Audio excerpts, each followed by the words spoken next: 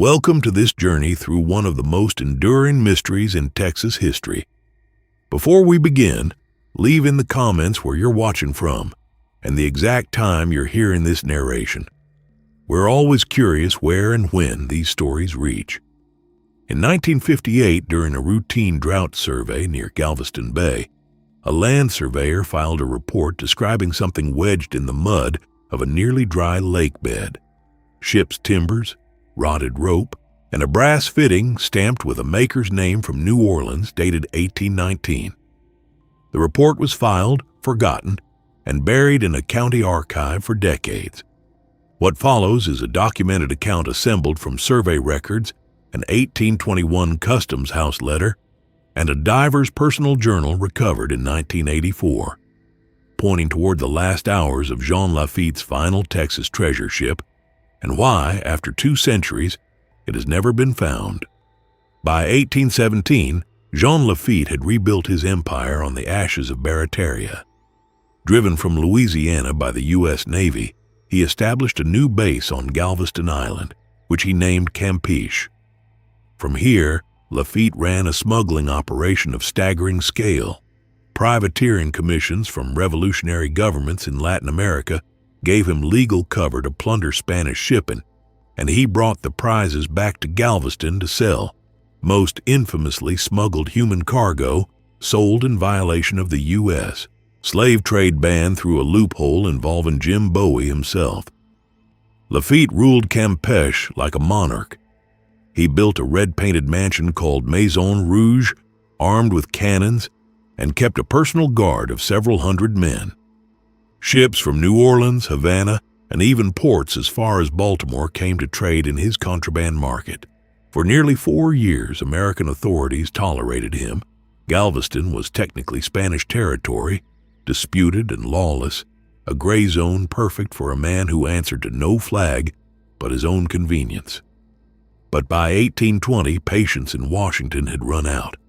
A raid by Lafitte's own men on an American merchant vessel, one privateer captain named Brown, who overstepped even Lafitte's loose rules, gave the U.S. Navy the pretext it needed. Commodore James Biddle arrived off Galveston aboard the USS Enterprise in early 1821 with clear orders. Lafitte was to abandon the island permanently or face bombardment. Lafitte, ever the pragmatist, agreed to leave. Publicly, the story ends here. The pirate boards his flagship, the Pride, and burns Campeche to the ground before sailing into the Gulf and out of recorded history in May 1821. But the Customs House letter recovered in the 1958 survey file tells a different story about what happened in the weeks before that departure. Dated April 3, 1821, and addressed from a customs officer in New Orleans to a colleague in Galveston, the letter reads, in part, L. moving specie inland by shallow craft. Distrust the Navy will honor terms of departure. Speaks of a second cache, separate from ship's hold. The implication was significant. Lafitte, according to this letter, did not trust that the U.S. Navy would simply let him sail away with his accumulated fortune. Years of plundered gold, silver, and goods from hundreds of captured vessels. He suspected, correctly or not, that Biddle's forces intended to seize his ships once they cleared the harbor, under some pretext of piracy prosecution. So Lafitte made a decision that would never appear in any official record. He would move part of his treasure inland, away from the coast entirely, using the network of bayous, creeks, and shallow lakes that fed into Galveston Bay from the mainland. Terrain the Navy's deep-draft warships could never follow. The customs officer's letter goes on to speculate about which vessel Lafitte might use for this purpose. Something small enough to navigate the shallow inland waterways, but sturdy enough to carry a significant cargo of specie. He names a sloop called the Jeune Amélie, a vessel known to have served Lafitte's fleet as a shallow water courier between Campeche and smaller landing points along the coast. No customs record shows the Jeune Amélie ever leaving Texas waters. No record shows her being seized, sold, or scuttled at any known port. She simply vanishes from the paper trail in the same weeks that Lafitte burned Campeche and sailed away for the last time, leaving behind, if the letter is to be believed, a fortune that never made it back into the Gulf of Mexico at all. To understand where the Jeune Amélie might have gone, it helps to understand the geography Lafitte was working with, geography that the customs officer in New Orleans understood better than most, having served on Gulf Coast postings for over a decade. Galveston Bay is fed by a complex network of bayous, creeks, and small lakes, many of which were, in 1821, far less charted than the open Gulf itself. Local pilots who knew these waterways could move small, shallow draft vessels for miles inland, well beyond where any Navy warship of the period could follow. It was exactly the kind of terrain smugglers had used for generations to avoid customs enforcement, and exactly the kind of terrain Lafitte, ever resourceful, would have exploited when the situation in Galveston turned against him. A second document recovered during the 1958 survey, a fragment of a ship's manifest, water-damaged and partially illegible, lists a crew of 6 aboard an unnamed sloop departing the harbor on April 19, 1821, carrying sundry goods in specie boxes, number 4. The manifest is unsigned, but the handwriting was later compared by the 1958 investigators to known Lafitte correspondence held in New Orleans archives, and found to bear strong similarities to the hand of Lafitte's clerk, a man named Beluche, who served as his second-in-command's brother. If the manifest is accurate, 4 boxes of specie, likely gold and silver coin, given the term specie used throughout period customs documents, left Galveston Harbor 6 days before Lafitte's public, recorded departure on May 7, 1821. Local oral history, collected by Texas folklorists decades later and compiled in a 1961 regional history journal, describes a persistent story among families who settled the area around a small freshwater lake, later named Lake Miller, near the mouth of a tributary of the Trinity River. The story held that a pirate boat had come up the tributary during the trouble at Galveston, a phrase locals used for generations to refer, without much precision, to Lafitte's departure, and had never come back out. One version of the story, recorded from an elderly resident in 1961, claimed her grandmother had told her that her own grandfather, as a boy, had seen men in a small boat working by torchlight on the lake's edge one night in the spring of 1821, burying something before dawn. The men left before sunrise, and the boy's family, wary of pirates and wary of trouble, never spoke of it to authorities. Whether this story reflects a real memory passed down through 5 generations, or simply absorbed the broader Lafitte treasure mythology that spread across the Gulf Coast in the decades after his disappearance, is impossible to verify. But the detail of burying something before dawn near a lake that would, over a century later, yield ship's timbers and a New Orleans-stamped brass fitting during a 1958 drought survey is difficult to dismiss as coincidence. The customs officer's original letter offers one more detail worth noting. He speculated that Lafitte would not entrust such a valuable cargo to just any crew, that whoever commanded the Jeune Amélie on this inland detour would need to be someone Lafitte trusted completely, likely a senior lieutenant, and that this same lieutenant would be expected to rejoin Lafitte's main fleet in the Gulf once the cash was secured. No lieutenant matching this description is recorded as having sailed with Lafitte after May 1821. The 6 men named in the fragmentary manifest, insofar as their names remain legible, do not appear in any later Lafitte correspondence, crew list, or historical account of his subsequent years in the Caribbean. They disappear from history at the exact same moment the treasure does. The 1958 drought that exposed the timbers in Lake Miller was, by regional accounts, one of the worst in decades. Water levels across much of southeast Texas dropped precipitously, and county surveyors were dispatched throughout the area to assess property boundaries that had shifted with the receding shorelines. Routine, unglamorous work that, in this case, uncovered something nobody expected. The surveyor's report, filed with Chambers County and later transferred to the State Archive during a 1970s records consolidation, describes the find in dry, procedural language typical of the period. Timbers consistent with vessel hull construction, partially exposed, lakebed sector 4. Approximate length of visible structure 30 feet. Brass fitting recovered. Stamped New Orleans foundry mark. Legible date 1819. Site photographed. Recommend further examination by qualified party. That further examination never happened, at least not through official channels.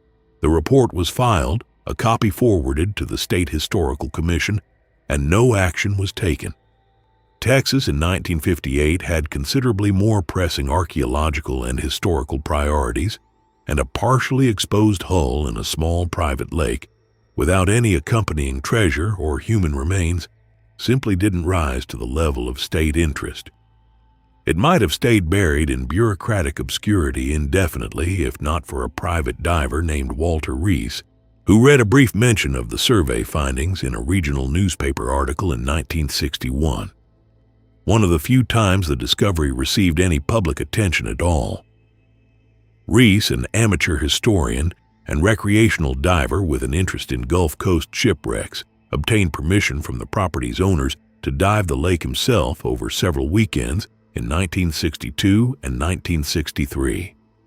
His personal journal, donated to a regional historical society by his family after his death in 1984, and rediscovered only when a volunteer archivist began cataloging the collection decades later, describes his dives in considerable, sometimes frustrated detail. June 14, 1962, he wrote, "Visibility poor, silt disturbed easily.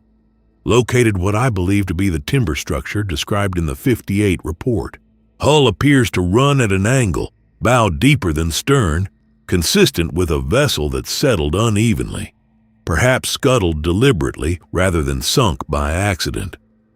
Reese's later entries grow more detailed as he mapped the site across multiple dives.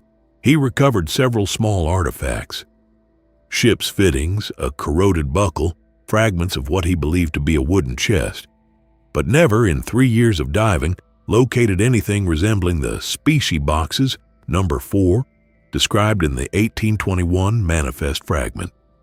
September 3, 1963, reads one of his final entries. "I'm now convinced the cargo, if it was ever here, was removed before the vessel was scuttled, or moved elsewhere entirely after the crew came ashore. The hull tells a story of deliberate abandonment, not disaster. Someone chose to sink this boat and chose to do it carefully." Reese's theory, that the ship had been intentionally scuttled after its cargo was already unloaded and moved elsewhere on land, would come to dominate later speculation about the site. It also, troublingly, raised a question nobody could answer. If the treasure had been moved off the ship and buried somewhere on land near the lake, where exactly had it gone? And why had none of the 6 men named in the 1821 manifest ever surfaced again, in any record, anywhere? Among the artifacts Walter Reese's estate donated to the Historical Society decades later was a small, badly corroded signet ring recovered from the lake bed during his 1963 dives. For years it sat uncatalogued, dismissed by an early volunteer as probably nothing, probably 20th century. It wasn't until a more thorough cataloging effort, conducted alongside the rediscovery of Reese's journal, that a historian familiar with early Gulf Coast privateering recognized the ring's engraved initials, J.D., and cross-referenced them against known associates of Jean Lafitte. Jean Deschamps was a name that appeared exactly twice in surviving Lafitte-era correspondence, once in an 1819 Customs House complaint about smuggled cargo attributed to Deschamps acting for Lafitte, and once more in a private letter from a Galveston merchant describing Deschamps as the captain's most trusted lieutenant, a man of few words but absolute loyalty. He is not mentioned again in any surviving record after April 1821. If Deschamps commanded the Jeune Amélie on its inland detour, a plausible but unprovable inference, given his seniority and the timing, then the ring recovered from the lake bed may be the closest anyone has come to physical evidence of his fate. Rees's journal notes the ring was found near the stern section of the wreck, not the bow, which he speculated might suggest a struggle or a hasty abandonment near that part of the vessel. A final piece of the puzzle comes from an unexpected source, a brief 1823 entry in the personal diary of a Chambers County settler named Josiah Pruitt, whose land bordered the lake at the time. Pruitt's diary, held for generations by his descendants before being donated to a local historical society in the 1970s, was never connected to the Lafitte story until a researcher cross-referencing Rees's dive logs noticed the geographic overlap. "Found a man's boot near the creek bank this morning," Pruitt wrote in an entry dated March 1823, nearly 2 years after Lafitte's departure from Galveston. "Fine leather, not local make. No sign of the man himself. Wife says leave it be. This land has had strange visitors before and will again." Pruitt's diary contains no further mention of the boot, the lake, or any suspicious visitors, and the entry might mean nothing at all. A lost boot is hardly proof of anything, but taken alongside the ring, the scuttled hull, and the 6 names that vanish from history in the same 6-day window in April 1821, it forms part of a pattern that Walter Rees and later researchers found difficult to explain away as coincidence. Whatever happened to Jean Deschamps and the 5 men who sailed with him, they did not rejoin Lafitte's fleet in the Gulf. They do not appear in Caribbean privateering records, in Louisiana census documents, or in any account of Lafitte's later years before his death, likely off the coast of Honduras, sometime around 1823. The most persistent theory, favored by Rees in his later journal entries and echoed by researchers since, is a grim one. That pursuit by American forces, or simply the brutal difficulty of navigating unfamiliar inland waterways under pressure, cost the small crew their lives before they could complete their mission, leaving the treasure, if it was ever unloaded at all, buried somewhere along a shoreline that has changed considerably in the 2 centuries since. News of Rees's dives and his eventual theory spread slowly through amateur treasure hunting circles in the decades that followed, aided by a handful of regional newspaper features and eventually a brief section devoted to the Lake Miller wreck in a 1979 book on Gulf Coast pirate legends.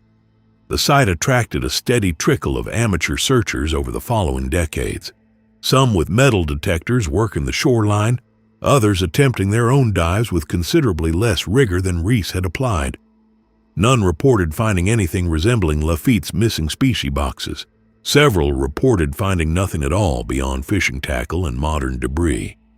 A more serious archaeological survey was finally conducted in 1988, coordinated between a state historical commission and a team of maritime archaeologists interested in confirming or dismissing the site's connection to Lafitte once and for all. Using more advanced equipment than Rees had access to in the 1960s, the team confirmed the presence of a vessel hull consistent with an early 19th century shallow draft sloop, and recovered additional period-appropriate artifacts, including ballast stones and further hull fragments. Their report, however, was notably cautious about the Lafitte connection specifically. While the vessel is consistent in period and construction with vessels known to have operated in Lafitte's fleet, the 1988 report states, there is no artifact recovered from this site that definitively confirms its identity as the Jeune Amélie, nor any physical evidence of the specie cargo described in period correspondence. The connection to Lafitte, while historically plausible and supported by circumstantial documentary evidence, remains unproven. This is, in essence, where the case has remained for the decades since. The hull is real. The customs officer's letter is real and held today in a New Orleans archival collection. The manifest fragment, the signet ring, Pruitt's diary entry, all of it exists. All of it has been examined by historians and archaeologists, and none of it, taken individually, proves anything conclusively. Taken together, they form one of the most compelling circumstantial cases in American treasure lore. A real ship sunk in a real place in the exact window of time when a real pirate king was fleeing a real Navy ultimatum, accompanied by real men who vanished from every subsequent record without explanation. Local families around the lake still tell versions of the burial story passed down from the 1961 recording, embellished and altered across generations the way such stories tend to be. Metal detector enthusiasts still occasionally request permission to search the property. The lake itself, smaller now than it was in the 1950s due to decades of regional development and water table changes, sits quietly on private land, its muddy bottom holding whatever secrets it still has left to give up. Walter Reese never lived to see the 1988 survey that confirmed at least part of what he'd spent 3 summers of his life trying to prove. His journal's final entry, dated October 1963, reads simply, "Have done what I can with what I have. The lake will keep its own counsel until someone with better tools than mine comes along. I believe there was a fortune here once. I believe men died bringing it. I do not believe it has left this ground." 2 centuries after Jean Lafitte sailed out of Galveston Bay for the last recorded time, the question of what happened to his final Texas fortune remains exactly that, a question unresolved and likely to stay that way. The known facts are these. A customs officer in New Orleans believed, based on direct correspondence, that Lafitte moved treasure inland rather than risk losing it to the U.S. Navy.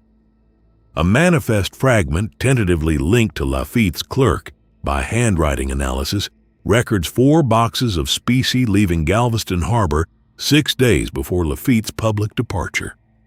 A vessel matching the period and construction of ships in Lafitte's fleet lies scuttled in a small Texas lake, discovered by chance during a 1958 drought survey.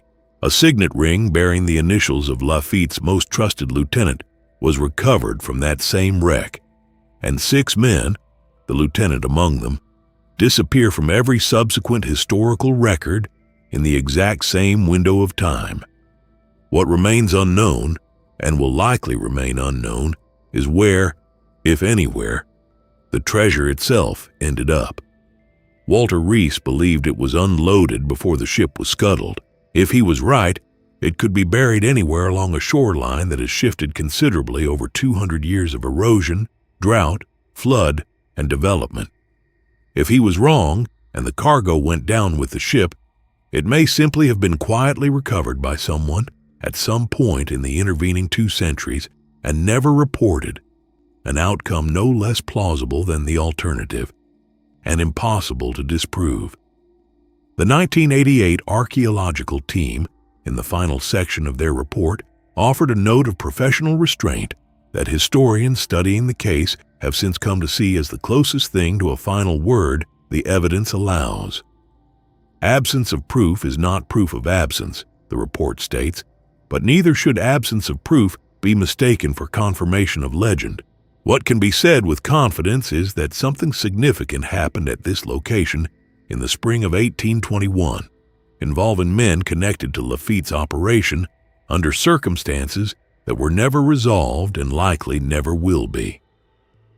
For the families who have lived along the shores of Lake Miller for generations, the story has become less a mystery to be solved than a piece of inherited history, something told to children on summer evenings, embellished a little more with each retelling, but rooted, unlike so much treasure lore, in documents that genuinely exist and hold up, at least partially, to scrutiny.